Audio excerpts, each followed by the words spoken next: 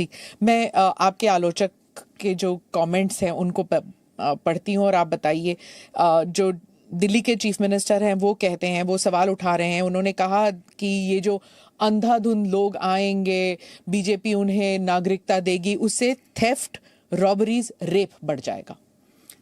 दिल्ली के मुख्यमंत्री अपने भ्रष्टाचार के उजागर होने से अपना आपा खो बैठे हैं। उनको मालूम नहीं है कि ये सारे लोग आ चुके हैं, आज भारत में ही रह रहे हैं, सिर्फ इनको अधिकार नहीं मिला है, वो अधिकार देने की बात है। 2014 तक जो आ गए इनको नागरिकता देनी है, और इतनी ही चिंता है तो वो क्यों बांग्लादेशी घुसपैठियों की बात नहीं करते हैं, रोहिंग्यास का विरोध क्यों नहीं करते हैं? क्योंकि वो वोट बैंक की पॉलिटिक्स कर रहे हैं। दिल्ली के चुनाव उनके लिए लोहे के चने चबाने जैसे हैं, इसलिए वोट बैंक की पॉलिटिक्स कर रहे हैं। नौकरी का कहां सवाल है, वो ऑलरेडी यहां है, और बांग्लादेशी नौकरी का अधिकार नहीं मार रहे हैं क्या? रोहिंग्यास नहीं मार रहे हैं? इनके लिए तो आप कभी नहीं बोले भाई। सिर्फ जो हिंदू शरणार्थी आए हैं, जो बौद्ध शरणार्थी आए, जो जैन, पारसी और क्रिश्चियन शरणार्थी, इसी का विरोध कर रहे हैं। वो यही कह रहे हैं कि आप अपने नागरिकों को नौकरी नहीं दे पा रहे हैं और इनको आप स्मिता जी वो पार्टीशन के बैकग्राउंड को भूल गई हैं। शायद उनको जो निराश्रित आए थे, जो रेफ्यूजीज आए थे, इनके परिवार के साथ एक चाय पीनी चाहिए। अरबों खरबों रुपए की संपत्ति छोड़कर रेफ्यूजी बनकर यहां आए थे, दिल्ली के बाजार में सब्जियों की दुकान लगाई थी। मोदी जी ने विभाजन की विभीषिका का दिन मनाकर उसको हिस्ट्री का हिस्सा बनाया है। इन लोगों के मन में संवेदना नहीं है, वो समझते नहीं है वहां धर्म के आधार पर इनके परिवार की महिलाओं का गौरव छीना जाए, अपमानित किया जाए, क्या करेंगे वो? इनकी वेदना हम भी नहीं सुनेंगे।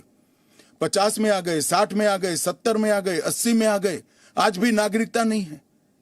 बच्चों को अस्पताल में दाखला नहीं मिलता है, ढंग की नौकरी नहीं मिलती है, छुट भैया नौकरी करते हैं, अपने नाम से प्रॉपर्टी नहीं ले सकते हैं, मतदान नहीं कर सकते हैं। क्यों? क्या गुनाह है उनका? विभाजन का फैसला उन्होंने नहीं किया था, कांग्रेस पार्टी ने किया था, और उस वक्त सब ने कहा था कि जो आएंगे उसको हम नागरिकता देंगे।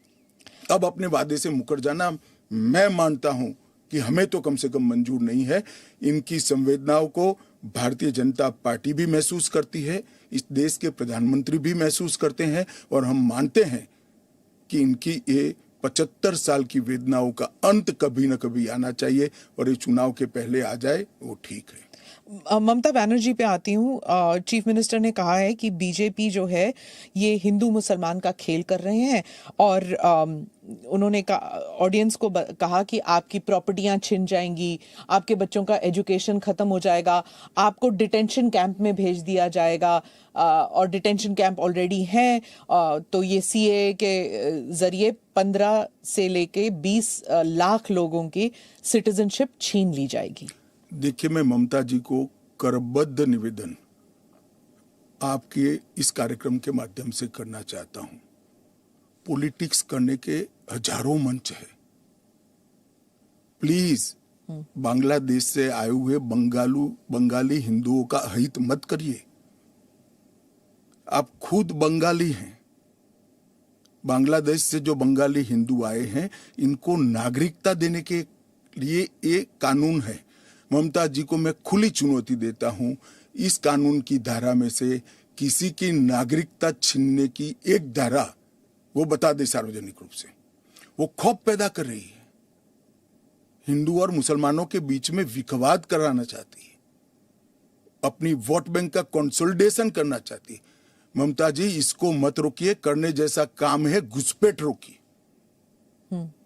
नहीं रोक रही है वो नहीं कर रही, आप हमें कोऑपरेट नहीं करिए।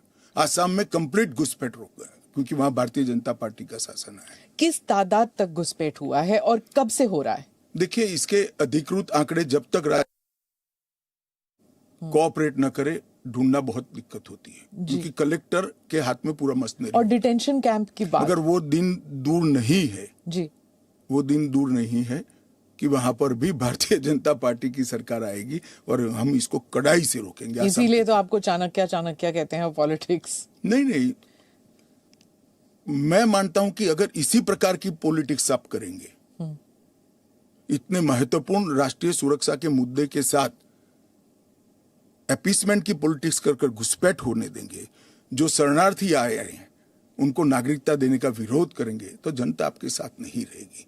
ममता जी को शरणार्थी और घुसपैठिए दो शब्द के बीच का अंतर ही मालूम नहीं है।